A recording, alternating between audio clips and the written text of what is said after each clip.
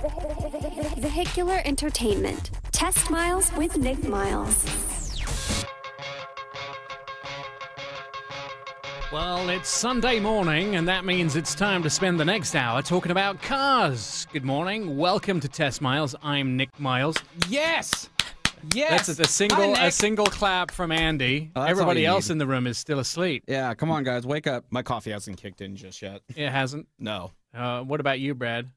I'm good. I've got kids. They got me up at 6:30 in the morning. I'm ready to go. Excellent. That's it. That's the show. Thanks for joining us. We're here. We're done. This week, actually, a packed show for you. Got lots of stuff going on. We also we're going to talk a little bit about the fact the Portland Auto Show last week and snow that made the show miserable for everybody. That was just the most awful thing I can think of possibly happening. There's a giant convention center full of cars, clearly the best Portland Auto Show, and the snow happens. People should have came down and tested the Subarus, and they could have got a great car, handled the snow. And not only the Subarus out there, but I think most people actually were trying to test drive the four-wheel drives, the all-wheel drives that were available at the show. It was, however, the most brilliant Portland Auto Show that we've ever seen. I regret not. I mean, I have an irrational fear of the ice, so I can't. I wasn't able to go. Oh, okay? That's right. You weren't at the show. Oh yeah. You just didn't even know that the giant guy of the show wasn't on the show. Yeah. We did miss you, buddy. I believe that you missed me. I really. I wish I could have talked to Jeff, because that would have been a perfect opportunity for me to win that Mazda that they had for sale, or not for sale, but to win it and sign up and win. So it would have been a good opportunity. I could have got a free Mazda, but I didn't. So it's because of my irrational fear of ice. I'll grow up one day. I don't think that there was that many people that actually got their entries in to win that Mazda at the I got auto in show. multiple entries. I went every day. I put in my name, my wife's name, my in-laws, my parents. Did you do your kids? No, I didn't do the kids. Should have. See, that's because that's two more. That would have been perfect. Poorly planned on my part. Hey. Still did not win. That's all right. All right, so what's on today's show? Well, lots of stuff. I have just come back from a week, several weeks, around the country test driving new cars. We went to Puerto Rico to test drive the new Mini Hardtop. I went to California to test drive the K900 at Newport Beach, and went on to test drive the Subaru STI, the new WRX STI in Carmel. On the racetrack, right? On Laguna Seca. Did you go fast, or was it just medium? You think you go really fast, and then you get a professional driver who's behind you flashing his lights for you to pull over so he can pass you, and you feel kind of weak and kind of dumb. And inferior. Did you get some hot laps with the drivers as well? No. I mean, that's an option. But they were actually test driving the WRX, the actual WRX, which they're going to use at the Nürburgring. And the Japanese team were there, and the Japanese team test drove it, and were doing laps. And it was like, we were like in kiddie go-karts compared to those guys. I mean, it was like... That's a good impression of... Yeah, do that again. That's not bad. The hand motions really sell it. And there I was driving my WRX STI around the track, going like... So what is that? Is that still 305? 305 horsepower, boxer engine, nice low center of gravity. It actually, if you look at the numbers, it outperforms an awful lot of the Porsches. The Porsche Carrera S, it outperforms in several things like steering and that sort of thing. So the Mini has a Porsche engine now? No. The Subaru has a Porsche engine? No, it outperforms the Porsche Carrera S. The Porsche has the Porsche engine. It does have a boxer engine, though. Yeah. Oh, okay. I get it. So I test drove that on Laguna Seca. So I mean, and then Sean and I spent a week, several days at the Chicago Auto Show just before Portland, and we saw a bunch of new cars revealed, including the new Subaru Legacy, which I like. I like it too. I mean, it actually has a great interior for Subaru, and just it looks nice. It doesn't have the boxy edges. It doesn't look like a squished Outback. I can't wait to actually drive that car. Yeah, they've done a really good job in styling of that. And the interior, Subaru have gone to Alcantara. If you're not sure what Alcantara is, I'm not sure either, but it's not. It's like suede, but it's not leather. It's man-made. Now, the front grill's substantially different, right? It looks a lot more aggressive. Yeah, there's sort of a larger intake for more air. It's also sort of wider and bigger hips. And it's a lot more shapely than Subarus have been in the past. They've been fairly square. But now they're sort of rounding out the hips, and the lines are getting lower, bigger daylight opening space. So if Brad, if you don't think cars are sexy, that's why we refer to them as she. I was just Nick's over here mentioning things being curvy and sexy, and Brad's over here undressing me with his eyes. All right, so that's the main things that are on the show as well. We've also been doing some of our test drive vehicles, which we like to take the vehicles out and record our reaction when we get to drive them. We're also going to be talking to somebody from VW today, and hopefully somebody from Mini as well. Yeah, we got someone from Mini. We got it. Are we ready to go with Patrick? I think so. We do have him on the phone. Let's see if he's on the phone. Let me get that going here. You were pressing the right buttons. This is Yep. the first week we're in the studio, by the way, so Andy got a crash course in how to run a radio show. I literally came in here about 20 minutes ago, and I hit every single button in the board. And, everyone kind of freaked out, but I punched every button. Before we get to Patrick, just want to mention our listener of the day is Zhenya Tilly from, I was going to say Newburgh. He used to live in Newburgh, but now he lives in Sherwood, and he is my biggest fan, and he knows more about cars than all four of us put together. So he is our listener today. Patrick, are you there? I am. Can you hear me? I can. Good morning. How are you? Great. Doing well. Let me introduce Patrick to everyone. Patrick is he owns Mini basically. He's the big man. cheese. He is the head of PR. Is that right, Patrick? Actually, the head of product planning. Product planning, And, right. and with a touch of PR. And a touch of swashbuckling PR. Well, Pat, I don't know if Nick sent you my information, but I'm 32 years young and I don't drive.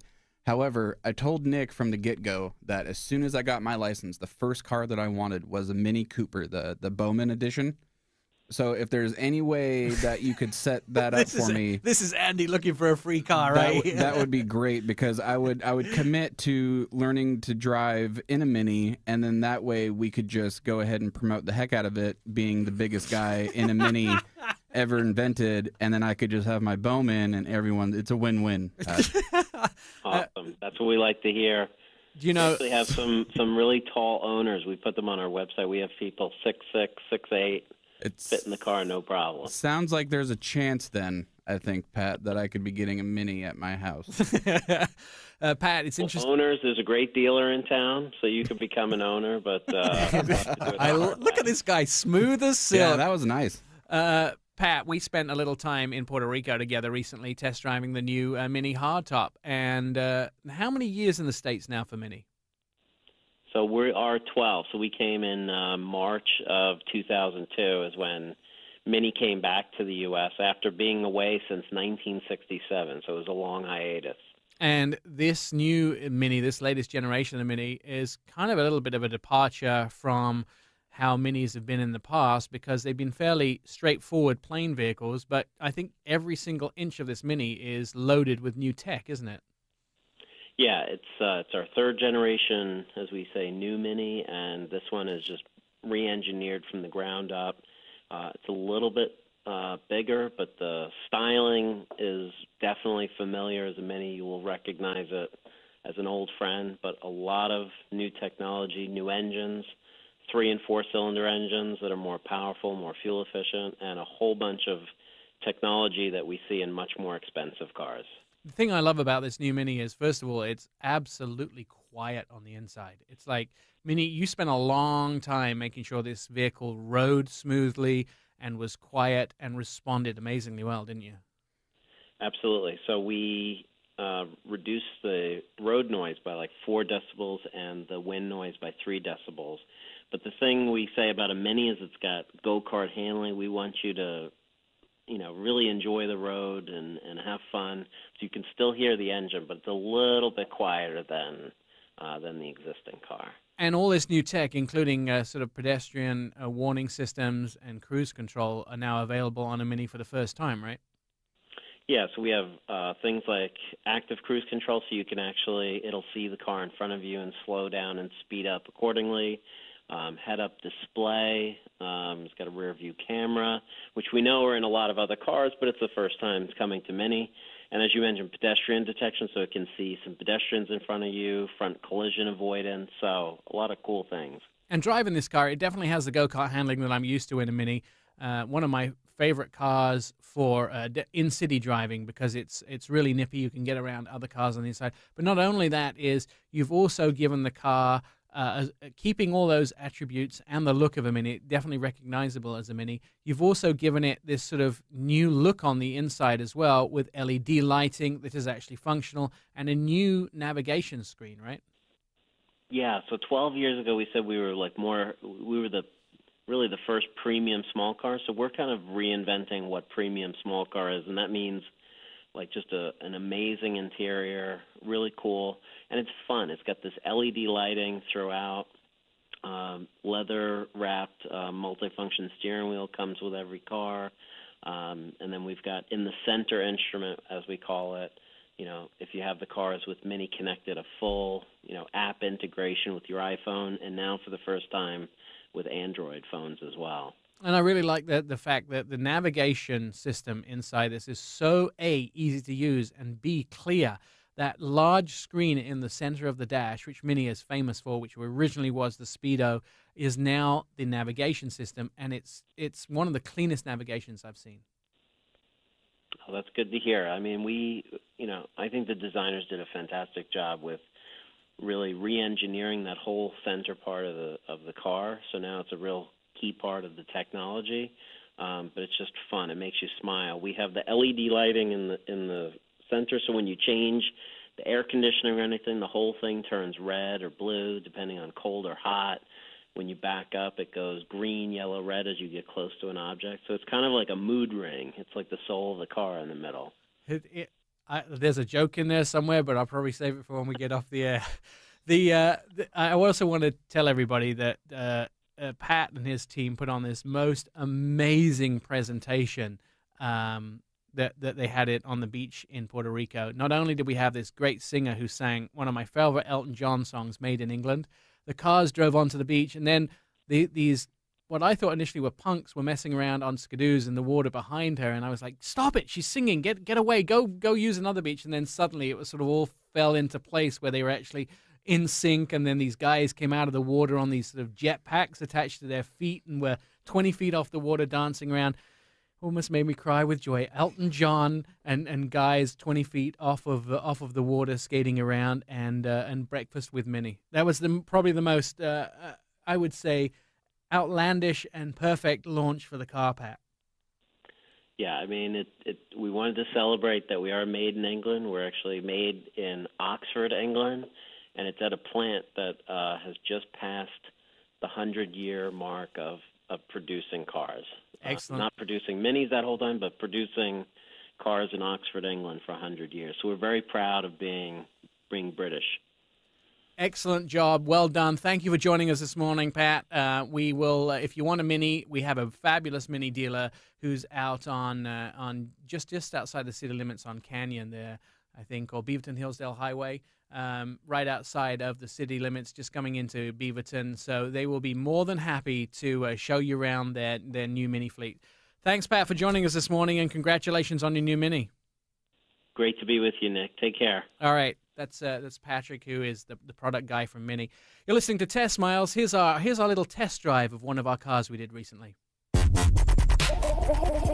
Vehicular entertainment. Test Miles with Nick Miles. We're inside the BMW 3 Series, and this is a GT, a 335iX.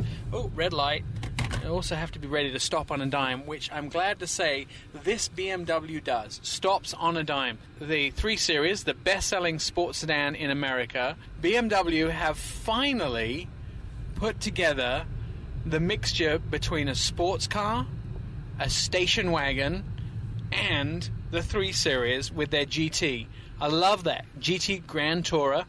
And the idea is, instead of a regular trunk on the 3 Series, it has sort of a sloping trunk, which is more like a hatchback.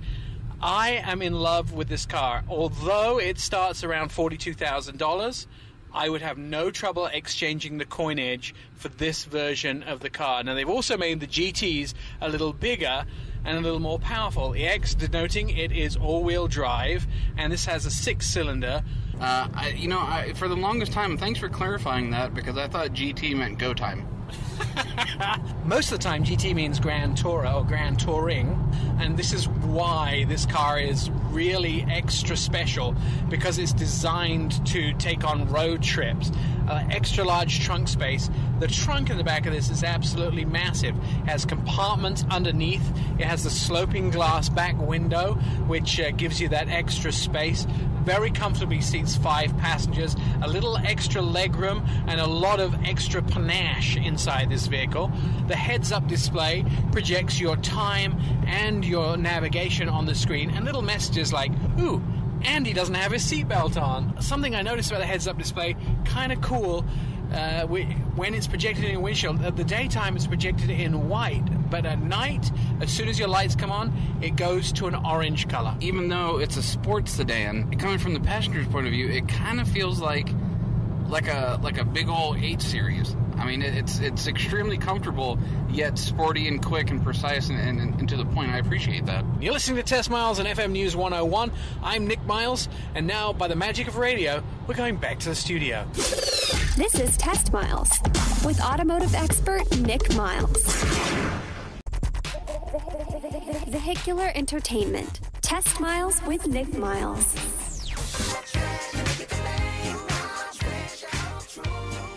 It's Sunday morning, which means there's a party in the studio here. We're talking cars on Test Miles. I'm Nick Miles, joined with Brad and Sean and Andy in the studio this morning. And Sean and I just spent the week, or part of the week, in Newport Beach in California, where we test drove the new Kia K900. If you weren't familiar with this car, it's basically a 7 Series BMW competitor, a full-size Mercedes S-Class for about $30,000 less than you would buy it from Mercedes. Now, who could think that Kia would do a car for $68,000? Most people are like, $68,000 for a Kia? That's silly money. Does that mean you get 2?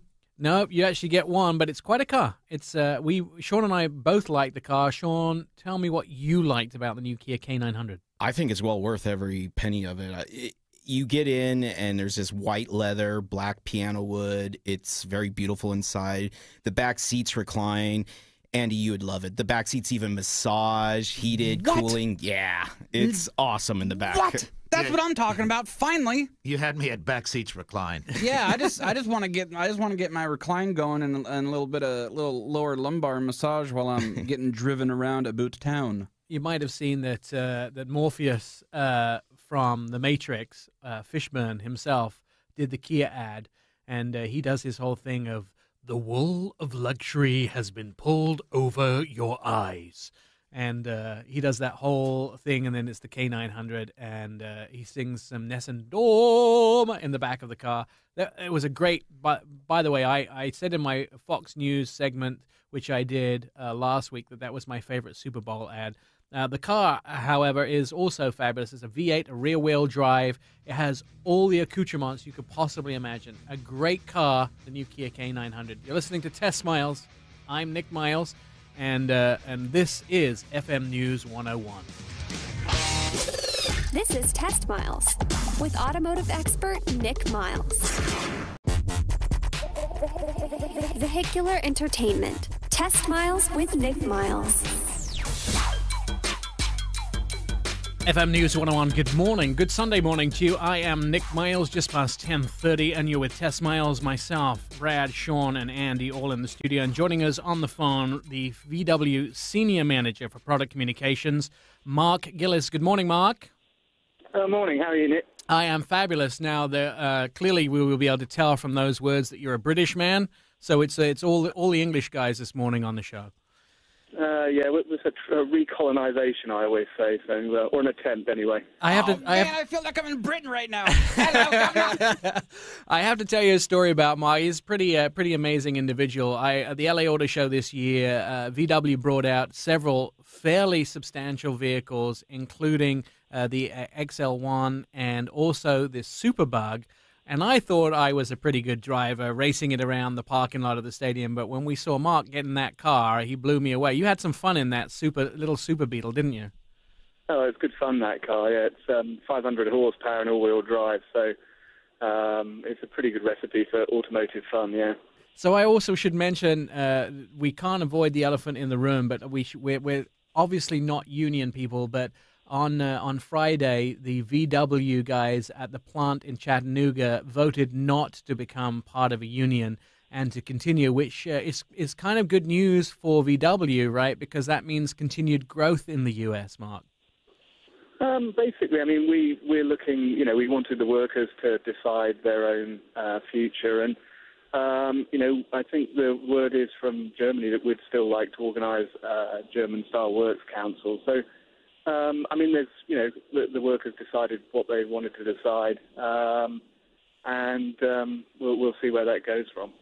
So let's get on to product, which is why you're here, and let's talk about a couple of things. First of all, the recent Portland International Auto Show, Daryl Harrison came up and talked to us about some of the new things that you're doing, but he also showed us that diesels in this part of the world, in the Northwest, are a primary makeup of what VW sells. I think over 50% of certain models in Portland are diesel cars. It's a big deal for you, isn't it, the diesel engine?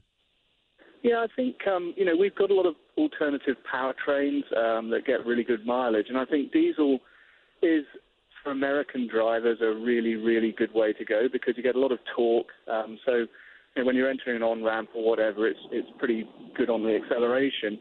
But the gas mileage is really good. And there's no real trade-offs with a diesel, whereas, with certain other types of powertrain, you can say there are slight trade-offs in the way they operate. So, I like diesels a lot. I'm running a Sportwagen diesel at the moment, and we get great mileage, and it's fun to drive as well. I think one of the things about diesel is it's about 30% savings on fuel when you have a diesel, isn't it? There's a slight difference. The fuel cost is slightly more, but you get somewhere around 25-30% better gas mileage than a comparable gasoline engine car. So over time, there are savings to be had with a diesel. I think one of my favorite cars is the Passat diesel. When I designed it online at VW.com, it was about $32,000. But not only do you have that vehicle, you also have this pretty cool Jetta hybrid. And I found it different from a lot of the other hybrid vehicles because backing in and out of a parking space, it didn't have that clunk of going into the electric and into the gas. It was a very smooth operator. Yeah, it's a slightly different system to the standard one that basically Toyota patented that a lot of other manufacturers use. So we actually use a clutch system to disconnect the engine from the electric motor, or from the drivetrain, I should say. So you can actually be driving along on the freeway, and the engine will switch off, and it will disconnect the engine from the drive wheels, and you can actually coast, which helps for fuel savings. We also use a dual clutch transmission, which seems to work really well in that powertrain. You've also got a new family of engines, haven't you? The 1.8s. Yeah, we have. We've got a couple of new families of engines. So it's called EA 888 Generation 3. So the 2-litre version of that came out last spring in GLI Jetta and the Beetle Turbo. And then in the summer we had a 1.8 version of that, which replaces, it's a turbocharged direct injection engine, and it replaced the 2.5-litre 5-cylinder that we had in Passat and Beetle and Jetta. And then this summer, the diesel engine that we've been using is going to be replaced by a newer, more fuel-efficient engine called EA 288. And that's going to get better fuel economy by how much? We're looking at the moment, it's sort of up in the air because the final calibration is yet to be done. But, we're looking for, say, Jetta, which I think gets 42 on the highway, looking somewhere in the 44 to 46 range. Whoa. So somewhere between 2 and 4 mpg better. You're getting on the edge of Prius money there. That's almost hybrid cars just from a diesel. Yeah, and the other thing that's interesting about diesels is in real-world driving, we've found the owners, they go onto fueleconomy.gov, and they actually say they get much better mileage than the EPA numbers. And I know from personal experience, if you do a lot of highway driving, I had a diesel Golf, and that's really somewhere around 40 to 50 out of it, and not driving like, one of these hypermiler types. Right, and let's talk a little bit before we let you go about the new GTI or the new Golf. Is there a GTI version of it yet, or is it just the new Golf so far? Actually, no. The new GTI goes on sale late spring this year, and it actually goes on sale at the same time as the 1.8-litre engine car, and the TDI version goes on sale a couple of months later. So this year we've got brand new Golf. In the fall, we've got late fall, we've got an electric Golf going on sale, which is our first battery electric vehicle, and then in winter. This year we've got the Golf R, which is the most powerful Golf we've ever produced, go on sale, and that's got 290 horsepower estimated. Oh, I'm already super excited about that. Let me ask you this question: could you take me for a ride in the new GTI? I'd like to have you at the wheel and show me what that car can do. The next opportunity, would you do that for me? I would, but actually we're hoping that when we do the launch, we'll have Tanner Faust on hand, and he's a bit better shoe than I am, so he's even more entertaining, I can assure you. I'll bring my own diapers. We'll be ready. We'll be ready for that one. All right. Well, Mark, thank you so much for joining us this morning. We're looking forward to what's going on at VW. If people want to get more information about VW, where can they go? VW.com. It's a simple place to go. All right, my friend. We'll look forward to a ride in that new GTI, and we'll look forward to seeing those new engines this spring. Have yourself a good day. Yeah, thanks for having me, Nick. No problem. So this is Test Miles. I'm Nick Miles, and we have been test driving some more cars. This is what we got up to recently. Vehicular entertainment. Test Miles with Nick Miles. In our in-car review this week, we're going to be driving the Mazda CX9. This is what we're inside right now. Sean's joining me for the test drive. Sean, you're in the passenger seat today, and give me an around passenger view of what you think of the CX9. Well, it's nice, big, and comfortable. I mean, they have some nice suede on the side, which is shocking for a Japanese car. I've never really seen a Japanese car try to put higher-end materials in their vehicles. The controls are very angulated on the doors. I kind of like the idea that it's the same shape as your hand. So tuck your elbow into your side. I want everyone to do this with me right now. So sit there, put your elbow into your ribs on your side, and then put your hand at about a 45-degree angle. And that's exactly where all the switches come.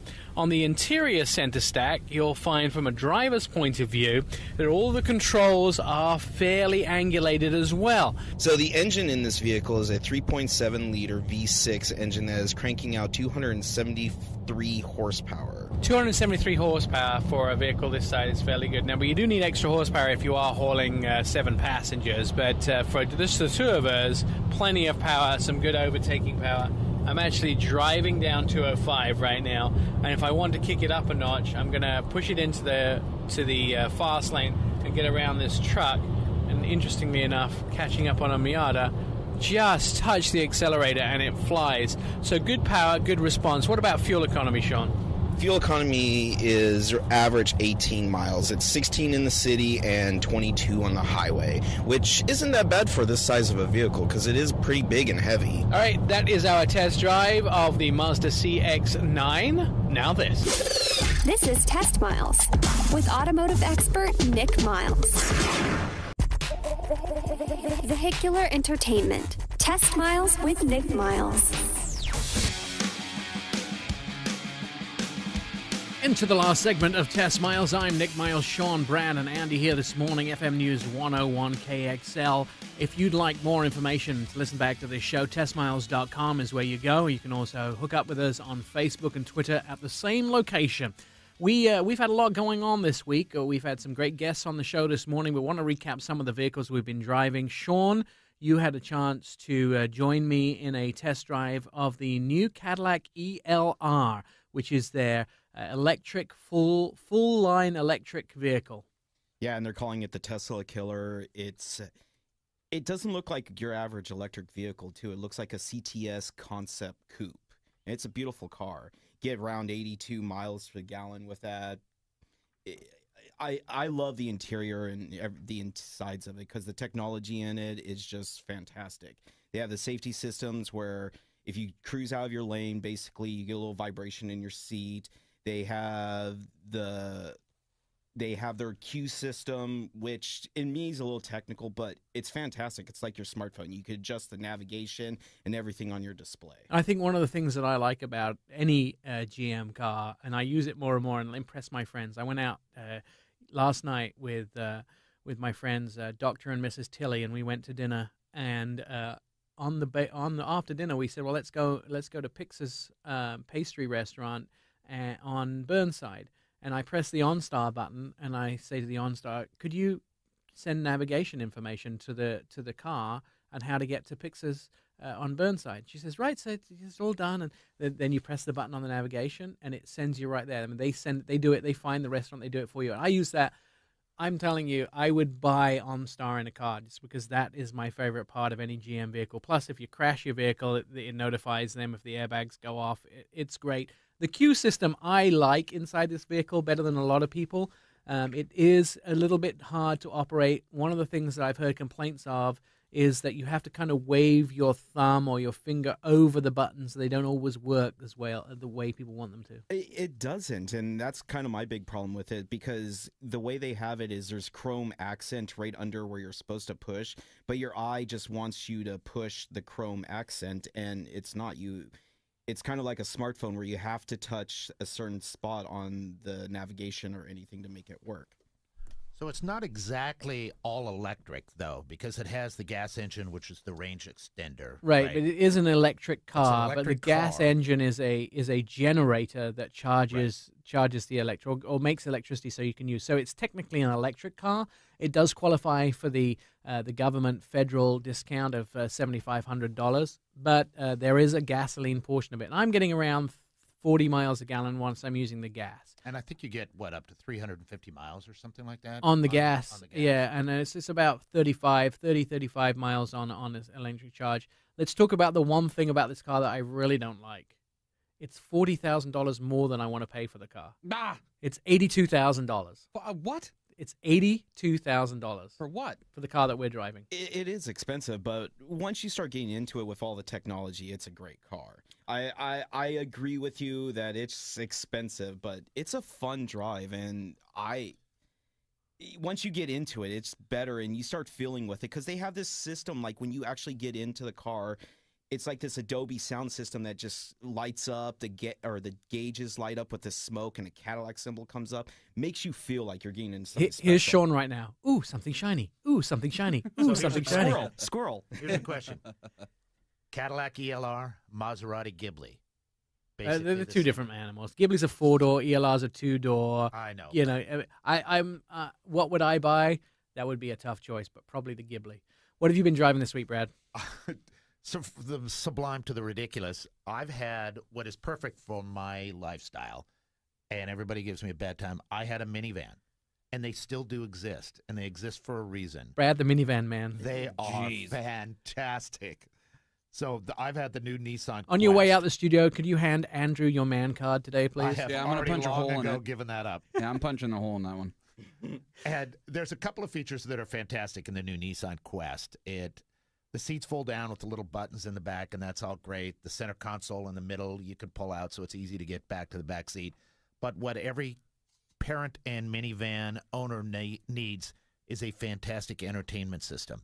And this has that, because the movie will come on. So you plug the kids in to get them into the car as you're trying to load up or do whatever. The movie could come on, and you can monitor and get it going very quickly. It's a So really it's an great easy system. operated entertainment system. Very easy to operate. And what it has in the rear view, it's a split screen system. So when you're backing up, it gives you a 360 view of the vehicle as well as your backup camera. Comes in really handy, not only to save lives, but bicycles and skateboards, Nice. things like that. Does it have hookups to be able to put like a PlayStation in it? Absolutely. Sold. Okay. It has Now all it's that worth it. stuff. I actually need to start traveling with my PlayStations when I have a minivan to test drive. Andrew, what don't you have? What don't I have? Oh, yeah. Oh, great. Yeah, Nick, way to bring it up. Let's just go ahead and pick on Andy today. What have you been riding in? I've been riding in all the cars that Nick has. What do you got right now? You got a... We brought you in the Acura RDX today, but you still don't have a driver's license, I right? still don't. You know, I went with my girlfriend. She let me kind of sort of play with her car, and I took it out of park. There's a joke in there somewhere. Yeah. I took it out of park, and then I had an anxiety attack and I had to get out because We the should take car. you go-kart racing or Brad, something. can we, car what kinda are we moved. doing? What are we doing about setting up and getting this guy a driver's license? We're going to PIR. We'll do it this week. Yeah, Brad hooked it up so I can go ruin PIR. He was uncomfortable in walking in the snow. Could you imagine last week driving in the snow? Well, I could. There's okay. I know I'm not the only one. Every fat person in the existence of fat people is scared horrifically of variable terrain, including ice. So no, thank you. All right, you've done explaining yourself. You're listening to Test Miles. I'm Nick Miles. Join us at testmiles.com. We love you. Thanks for being here. We'll be back again next Sunday. This is Test Miles with automotive expert Nick Miles.